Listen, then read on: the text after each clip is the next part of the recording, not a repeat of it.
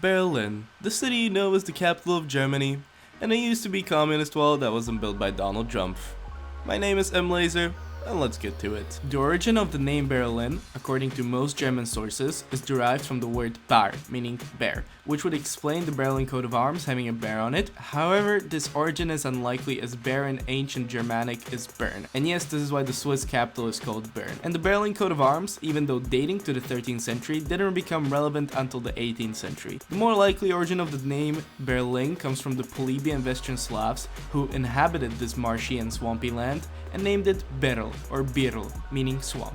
Even though the settlements in the Berlin area can be traced all the way to the 4th century BCE, there wasn't much of a major establishment created back then. Even the Slavic tribes who settled the area didn't create a major settlement before the arrival of the Germanic tribes in the 11th century. The original Slavic town of Berlin was on the eastern bank of the Spree River. As the Germanic tribes arrived to the area, they settled the opposite side of the river and founded a new city, Koln, on an island of the Spree River, now called Museum Island. So as from the 12th century onward, Berlin used to be known as Berlin and Koln, not just Berlin. Also in the 12th century, Berlin and Koln came under German rule as part of the, at the time, major principality of Margraviate Brandenburg. Then in the 13th century, Berlin and Koln were given their first town charters, and the year of 1237 is taken as the official founding year of Berlin. In consecutive years, Berlin and Koln grew in population, mostly Germanic, as they profited from the lucrative trade between the Hanseatic League. This trade wasn't solely conducted through the Spree River, as there was also an intricate web of land trade routes in which Berlin played a vital role. In the 14th century, as the city grew in population, it was hit by the devastating Black Death, and also several highly destructive fires. Nevertheless, at the end of the 14th century, there were around 8,000 people living in Berlin and Cologne.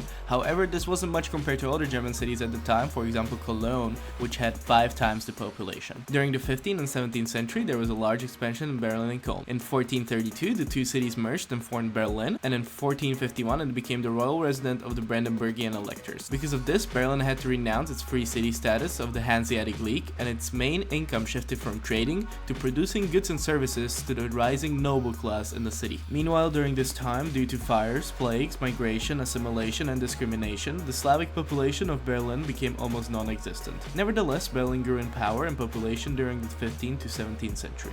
At the start of the 17th century, Berlin was hit hard by the aftermath of the 30 Years' War, where a third of the houses were damaged or destroyed and the city lost half of its population. During the 18th and 19th century, Berlin grew strong mostly as a military base for the powerful and aggressive Prussia and later on the German Empire. During this time, Berlin was home to a large barracks and also multiple military factories manufacturing weapons. It also had a fast-growing science and engineering sector, which was mostly focused on military technology. During the 19th and very early 20th century, Berlin had a poor sanitary condition and a high need of infrastructure improvement. This improvement came after 1870, when scientists and engineers were brought in to not only solve Berlin problems, but also improve Berlin as a whole. Berlin underwent a large rebuilding and emerged as the world model city, complete with everything from parks to sewers to even a subway. Then in 1914, World War I started. During World War I, Berlin remained strong as bureaucratic German rationing was effective enough to keep the city going. After World War I, Berlin became the capital of the Weimar Republic, during which, as the rest of Germany, it struggled at the start and then completely fell into disrepair with high unemployment. From this depression, the Nazi Party came to power, promising to rebuild Germany back to its glory. During the Third Reich, Hitler had large plans to rebuild Berlin in his image, however these weren't executed due to lack of resources during World War II. After World War II, Berlin was in ruins, as massive Allied airstrikes were conducted on the city during the war. As the city was rebuilt, it was split into two parts, the American and the USSR. Well, at least that's what the Americans like to think. Actually, the Western Berlin was divided into British, French, and American areas of influence respectively. This was also the time in 1948 when massive airlifts happened dropping food to West Berlin as the Soviets blockaded the city due to various political reasons.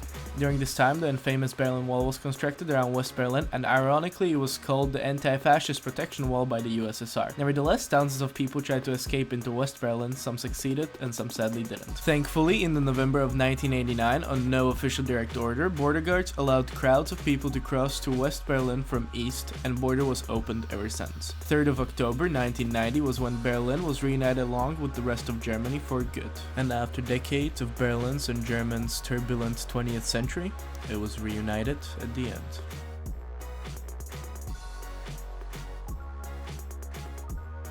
Thank you for watching in 5 minutes or less, a series where I try to pick a city and explain its history in 5 minutes or less. Please leave suggestion for the next city down below in the comments. Thank you.